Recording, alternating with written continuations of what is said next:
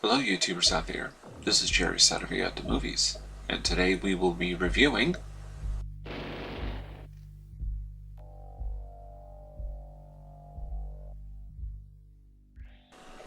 Hello YouTubers out there, this is Jerry Saravia at the movies. So it is Christmas time, and of course I could talk about really great Christmas movies, but we'll leave that for another time. Christmas Story, of course, is one of the best ever made about Christmas. Christmas Carol, usually really any version, but particularly the one by George C. Scott. But of course, that brings up an interesting point, doesn't it?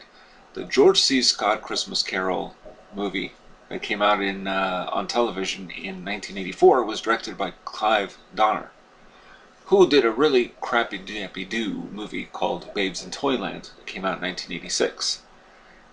One of the things that irritates me about certain fantasy movies in general is this.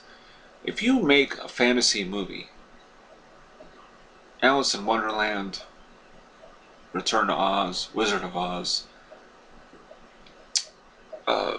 really anything, there has to be a sense of wonder, something to captivate our imaginations, a sense of magic. You got to feel that the human characters that are suddenly thrust into this fantasy world of unimaginable sights. Never-Ending Story, for example, which is a really good film. They got to be like, wow, what is this? Like they've never seen this before. Well, Babes in Toyland is just not one of those movies. Now, this is one of those remakes, and it's, I think, I don't know if it was the fifth or sixth one, there was a few of Babes in Toyland. Laurel and Hardy even made a version of Babes in Toyland back in 1934. So, Drew Barrymore's in the film. She plays Lisa Piper, a Cincinnati 11-year-old girl who cares for her family and apparently does all the cooking in the house. Now, her older sibling is Mary, played by Jill Schoelen, who I'm proud to say I interviewed. But I never, and by the way, she said she enjoyed making this movie a lot more than I did watching it. Anyway, her character Mary works at a toy store, is forced to push sales of teddy bears by a demanding boss played by Richard Mulligan. Now, Keanu Reeves also appears in this movie, playing Mary's boyfriend who also works at the toy store. Now, when Lisa Piper gets wind that her mother, played by Eileen Brennan, and this is a pretty good cast by the way, will not be in time for dinner due to a severe snowstorm while the TV antenna signal is cut, little Lisa runs to the toy store during this vicious snowstorm and asks for her sister's help, I suppose in trying to fix the TV antenna. Now they all drive merrily home while singing Cincinnati until there is a car wreck. Now, Lisa is transported to Toyland, where her sister Mary, now Mary Contrary, is getting married to the dastardly, wicked Barnaby, played by Richard Mulligan. Of course, Mary is also played, Mary Contrary by Jill Schoelen. So, and this Barnaby lives in a giant bowling ball.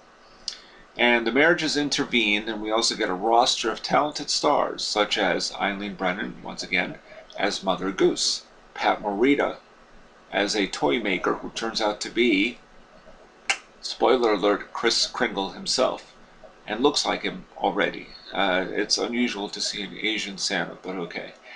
And a host of pale green-faced creatures and actors wearing immobile animal costumes, including teddy bears who serve as crossing guards. I think I also spotted in the film Humpty Dumpty with a movable wandering eye. I think it was just one wandering eye. This is Harley, Wizard of Oz. And the stage musical, by the way, of Oz served as the inspiration for the operetta of Babes in Toyland back in 1903. So clearly, this is meant to be sort of a revival of Oz, but with a whole different setting, different characters, quite obviously. Now, the beginning in Cincinnati is actually decent, sort of fun to watch while it lasts. Now, Jill Schoelen and Drew Barrymore work well together, and so much so that you wish they had more screen time together as sisters before embarking on this Toyland adventure. Once we enter the colorful Toyland, it looks like an amusement park, not a lived-in fantasy land. And worse yet, The movie is insufferably dull and practically unwatchable. I tried to watch this thing twice. Whew. There's no flair or sense of magic in this land. It is dreary and artificial at best, despite the brightly colored art direction. There are things I did like. Mother Goose's shoe house, the go-go carts, or go-karts rather. They're fun for a while. I like Eileen Brennan has a good line. She says, "I will not allow such radical thinking in my shoe," when it comes to maybe Barnaby being interested in her, that sort of thing. Um, and it was somewhat interesting that it was always daylight in Toyland, but the whole setting itself resembles a western that just happens to have odd creatures in it. And uh, yeah. Other than that, the movie sinks fast with unmemorable songs and a climax with the toy soldiers that is so shoddily staged that you'll see Drew Barrymore pelting monsters with tomatoes and a wooden soldier shedding a tear, that it is hard to believe anyone like a director like Clive Donner would have shaped it. It's just horribly done. It's terrible. It's not very well made.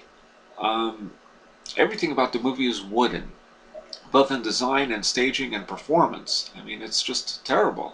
Pat Morita and Eileen Brennan bring some measure of intermittent sweetness, but lovely Drew Barrymore is misdirected, as if she was a rotten actor who couldn't emote beyond a sunny smile. She's that bad in the film.